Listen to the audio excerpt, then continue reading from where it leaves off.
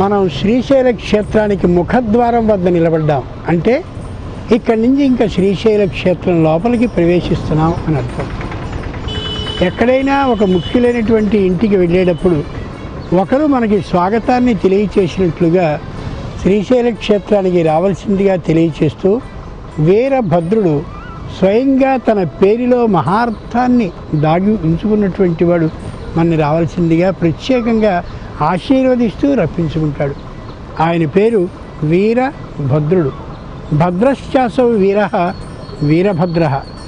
నేను అమోఘమైన పరాక్రమం కలిగిన వాడిని, మీకే విధమైన ఇబ్బంది ఉండదు. పైగా భద్రుణ్ణి, శుభమంగళయోర్భద్రం, మీకు శుభాన్ని కలిగించేవాడిని, మంగళాన్ని కలిగించేవాడిని. రండి, మీకు ఏ విధమైన కష్టాలు ఉండవు అని తెలియచేస్తూ అమోఘమైన 10 చేతులలో 10 ఆయుధాలని ధరించి శంకరుడి యొక్క జటాజూటం నుంచి పుట్టినటువంటి వీరభద్రుడు స్వయంగా మనకి రాకకి ఆహ్వానాన్ని తెలియచేస్తూ ఆశీర్వచనాన్ని తెలియచేస్తూ ఇక్కడ ఉంటాడు. ఒక్కసారి ఆ చేతులలో ఏమేమి ఉన్నాయో పరామర్శించి చూద్దాం. కుడివైపు ఉన్నటువంటి చేతుల్ని క్రమంగా పైనుండి కిందికి పరిశీలిద్దాం.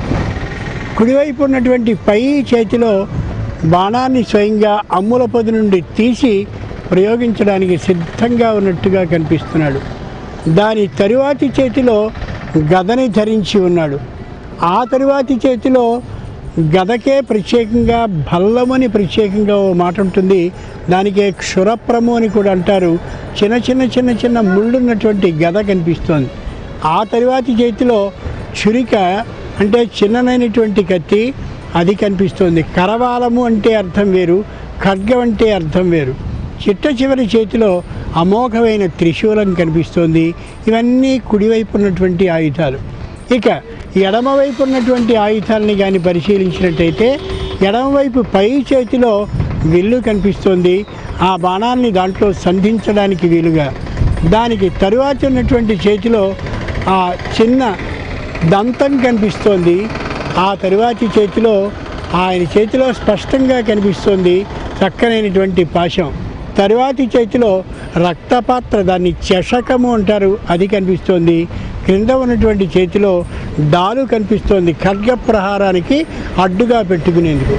ఈ 5 ఆ 5 మొత్తం 10 చేతులతో కనిపించేటటువంటి స్వామికి ఆ ఎడమ వైపున పైన ఇలా ఒక లేడిలా కనిపిస్తోంది. స్వయంగా లేడి రూపాన్ని వహిస్తే అలా ఒకసారి యజ్ఞం లేడి రూపంతో వెళ్ళిందని చెప్తుంది శాస్త్రం. అదిగో ఆ విధమైన రూపాన్ని ధరించి కనిపిస్తుంది. బలిష్టమైన కాయంతో, దృఢ శరీరంతో క్షేత్రాన్ని రక్షించే విధంగా కనిపించేటటువంటి వీరభద్రుడు మనందరినీ రక్షించేటటువంటి వాడు. నిర్వ్యక్తి రూపంతో మనకి స్వయంగా ఆశీర్వచనాన్ని తెలియచేస్తున్నాడు. వీరభద్రుని ఆశీర్వచనాన్ని పొందాం. ఇక క్షేత్రంలోనికి ప్రవేశించవచ్చు. శ్రీశైలంలోనికి వెడదాం. రైట్.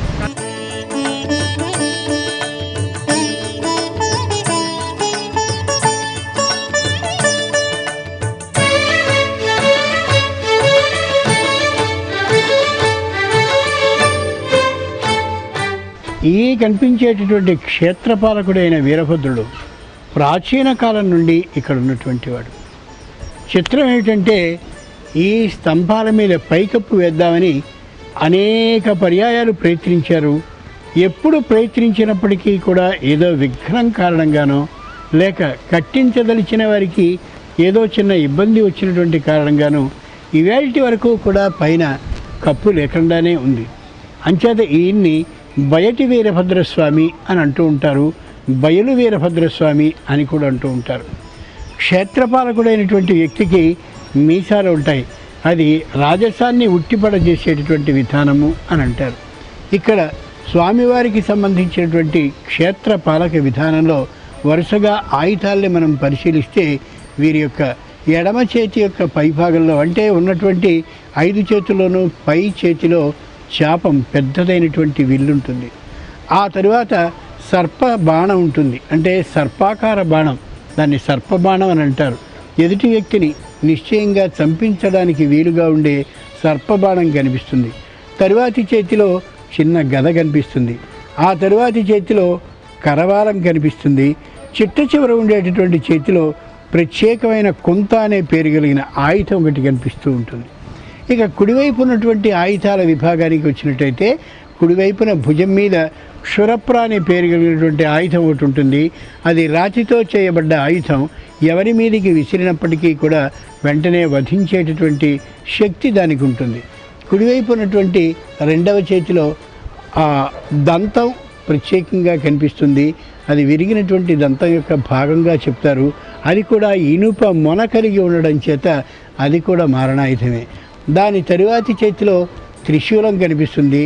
దాని తరువాతి చేతిలో అంకుశం కనిపిస్తుంది. ఆ తరువాత ఉన్నటువంటి చేతిలో వంకరగా ఉండేటటువంటి ఛురిక అంటే చిన్నదైనటువంటి కత్తి కనిపిస్తూ ఉంటుంది. ఈ వీరభద్రస్వామికి ఇటుప్రక్క అటుప్రక్క కనిపించేటటువంటి రెండు విగ్రహాలను మనం జాగ్రత్తగా పరిశీలించి చూడాలి. శివపురాణాన్ని ఆధారంగా చేసుకుని పరిశీలిస్తే ఇటుపక్క కనిపించేటటువంటి మహానుభావుడు దక్ష ప్రజాపతి. ఏ శంకరునికి ఏమాత్రమూ కబురు చేయకుండా, అలాగే సొంత కూతురికి కూడా ఏ విషయాన్ని తెలియచేయకుండా యాగాన్ని చేసినటువంటి కారణంగా వీరభద్రుని శంకరుడు పంపిస్తే ఆ పంపించినటువంటి వీరభద్రుడు, పంపించబడిన వీరభద్రుడు దక్ష ప్రజాపతి యొక్క యాగాన్ని ధ్వంసం చేశాడు. అంచేత దక్ష ప్రజాపతిని, అలాగే ఏ కాత్యాయని స్వయంగా అంటే శంకరుని యొక్క భార్య స్వయంగా అక్కడికి వచ్చిందో ఆమెకి అవమానం జరిగినటువంటి సందర్భంలో ఆమె అగ్నిదగ్ధురాలు కాకుండా ఉన్నటువంటి దశలో అదిగో అలా కనిపిస్తుందని చెప్తారు. దక్ష ప్రజాపతికి కాత్యాయని దేవికి నమస్కరించుకుని అప్పుడు మరి భ్రమరాంబ మల్లికార్జునుల ఆలయానికి వెళ్ళాలి అని సంప్రదాయం తెలియజేస్తున్నటువంటి సత్యం.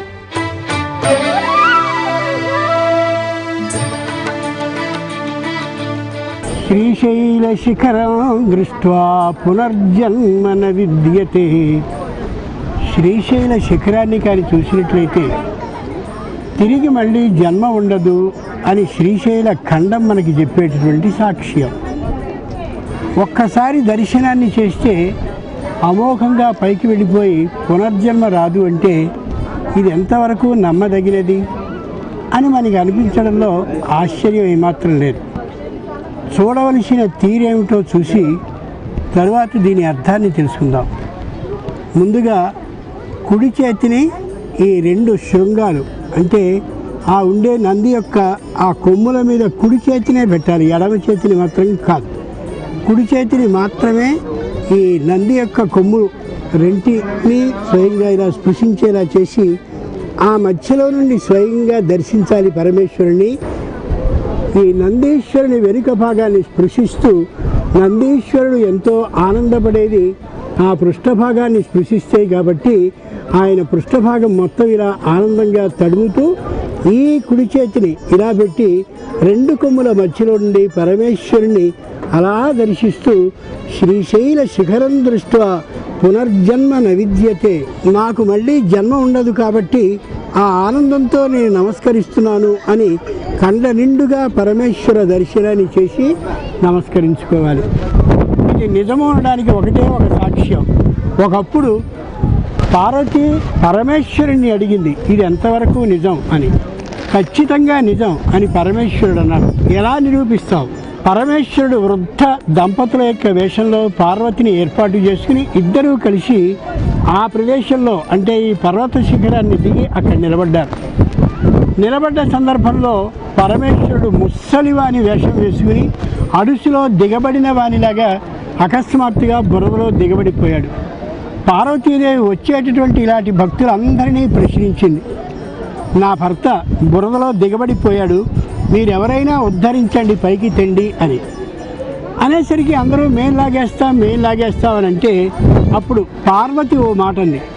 ఎవరికి పాపం లేదో, ఎవరు పాపాలు ఏమాత్రము పొందనటువంటి వారు ఉన్నారో, పాపాలన్నీ తొలగిన వాళ్ళు ఎవరున్నారో వాళ్ళు మాత్రమే ఉద్ధరించగలరు, పైకి తీయగలరు అని.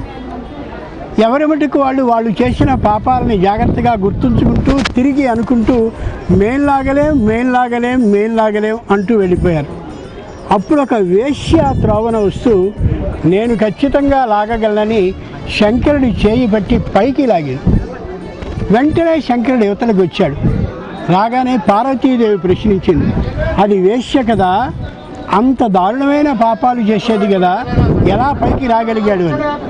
వెంటనే ఒకే ఒక్క మాట చెప్పాడు పరమేశ్వరుడు, ఆ విశ్వాసం ఇక్కడ నేను చూశాననే అభిప్రాయంతో విశ్వాసం, ఆ నమ్మకం ఆవిడకు ఉంది కాబట్టి పాపాలన్నీ తొలగినట్లే కాబట్టి నిశ్చయంగా నేను పైకి లాగలిగాను అని. కాబట్టి ఈ విధంగా దర్శనాన్ని చేసుకున్నట్లయితే నిశ్చయంగా మోక్షం లభిస్తుందనేది యథార్థమనే విశ్వాసంతో దర్శనాన్ని చేయాలి.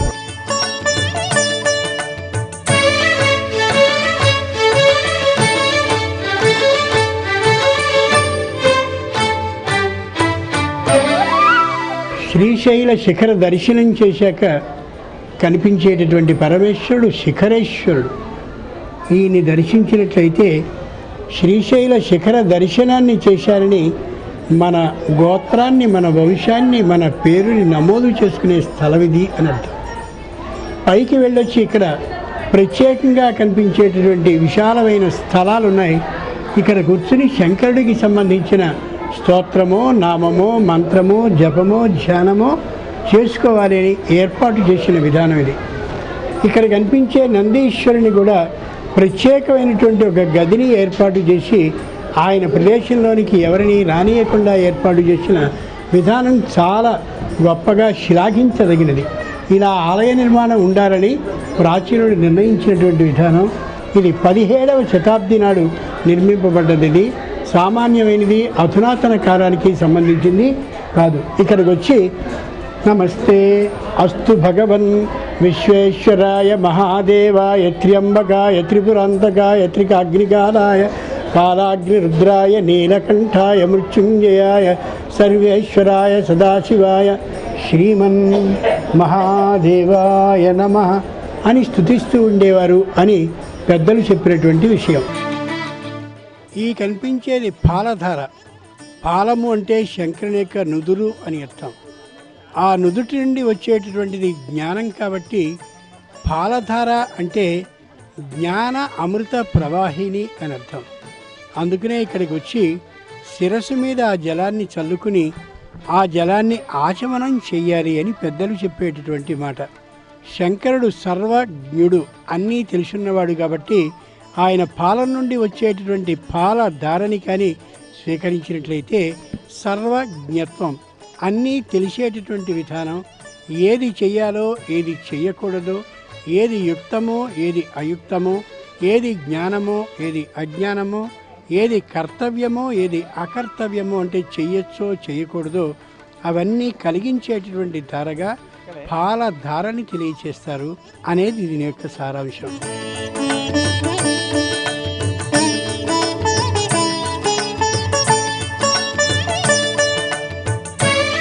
ఆ కనిపిస్తున్నటువంటిది పంచధార.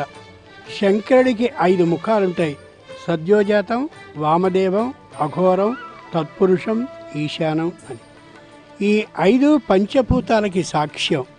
అలాంటి పంచభూతాలు తన యొక్క 5 తలలు కాగలిగిన ఏ మహానుభావుడైన శంకరుడున్నాడో ఆ శంకరుని యొక్క పంచముఖాల నుండి వచ్చినటువంటి అమోఘమైన ధార పంచధార. దీన్ని మరో విధంగా కూడా చెప్తారు. త్వక్, చక్షు, శ్రోత్రు, జిహ్వ, ఘ్రాణాలని మనకి పంచ జ్ఞాన ఇంద్రియాలు ఉంటాయి.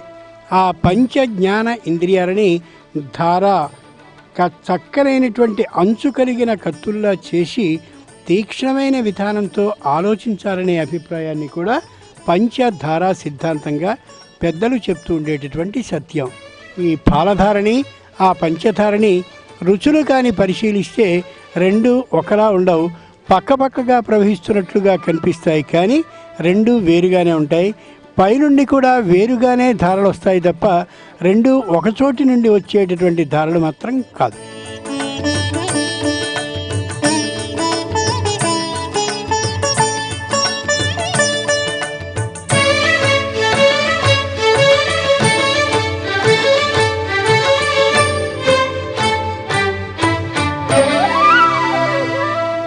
ఈ కనిపించే వృక్షం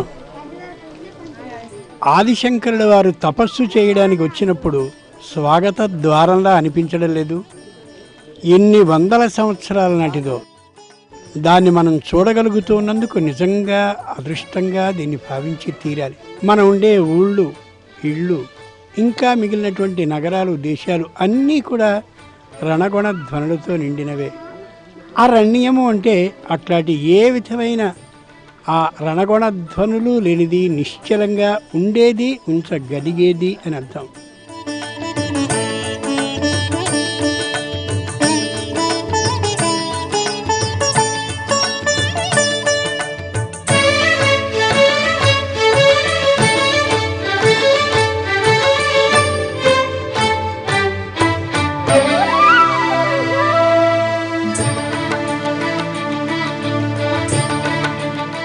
ఈ దైవం పేరు హఠకేశ్వరుడు అని కనిపిస్తుంది మనం ఎక్కడైనా చూస్తే, కానీ నిజానికి ఆయన పేరు హాటకేశ్వరుడు అని. హాటకం అంటే సంస్కృతంలో బంగారము అని అర్థం. అంటే బంగారు శివలింగం కలిగినటువంటి వాడు అని పై అర్థం అయితే, లో అర్థం మాత్రం కాదు. బంగారానికి సువర్ణము అని పేరు, అంటే అమోఘమైన వర్ణము, రంగు కలిగినది అని అర్థం. ఇక్కడ శంకరుణ్ణి కానీ అలా ప్రార్థిస్తూ ఉన్నట్టయితే ఈ శిరస్సు నిండా సువర్ణములే ఏర్పడతాయని. సువర్ణములు అంటే నా, మా, షి, వా, యా అనేటటువంటి 5 వర్ణాలు ఏవైతే ఉన్నాయో అవి ఓంకారపూర్వకంగా ఉండి పంచాక్షరీ మంత్రం తలనిండుగా లభిస్తుందని, అంతటి పంచాక్షరీ మంత్ర శక్తిని ఇయ్యగలిగిన వాడు, సిద్ధిని పొందించగలిగిన వాడు హాటకేశ్వరుడు తప్ప హఠకేశ్వరుడు మాత్రం కాదు. ఇది నిజం అనడానికి ఆ పైన కనిపిస్తున్నటువంటి అమ్మవారు మనకి సాక్ష్యం. హిరణ్యవర్ణాం హరిణీం సువర్ణ రజతస్రజాం. పైన కనిపించేటటువంటి అమ్మవారు సాక్షాత్తు లక్ష్మీదేవి.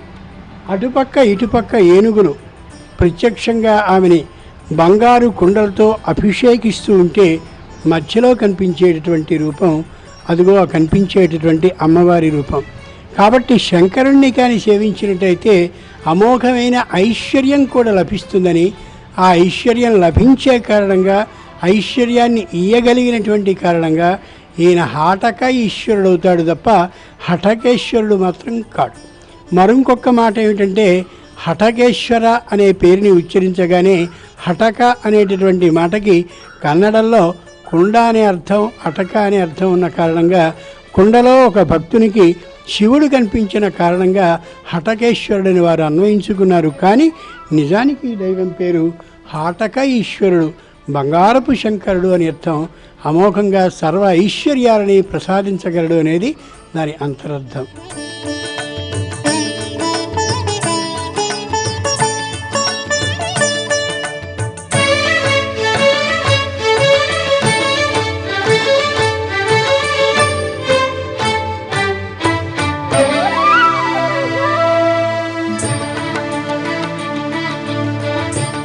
ధృతపాశాంకుశ పుష్ప బాణచాపాం.